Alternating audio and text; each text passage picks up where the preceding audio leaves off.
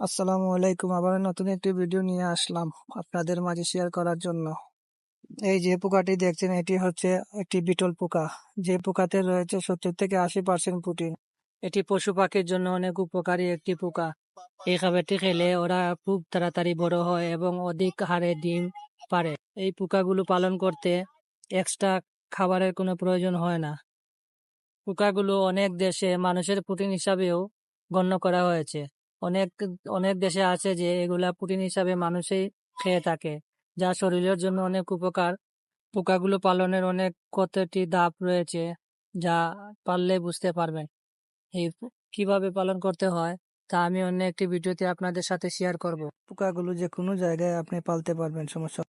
ওদেরকে প্রতিদিন খাবার দিতে হয় না। একটু আলু কেটে বা পেঁপে বা গাছ যে কোনো জিনিস, পাতা, সবুজ জাতীয় পাতা দিলে ওরা খেয়ে ফেলে। একদিন খাবার দিলে 3 থেকে 4 দিন চলে যায় এবং একদম দুর্গন্ধ মুক্ত। এই পোকাগুলো কোনো দুর্গন্ধ নেই এদের শরীরে। আপনি চাইলে যে কোনো জায়গায় আপনি ওদের পালতে পারবেন, আপনার কোনো সমস্যা হবে না। পোকাগুলো দেখতে অনেক সুন্দর লাগে, কিন্তু অনেকে আবার ভয় পায়।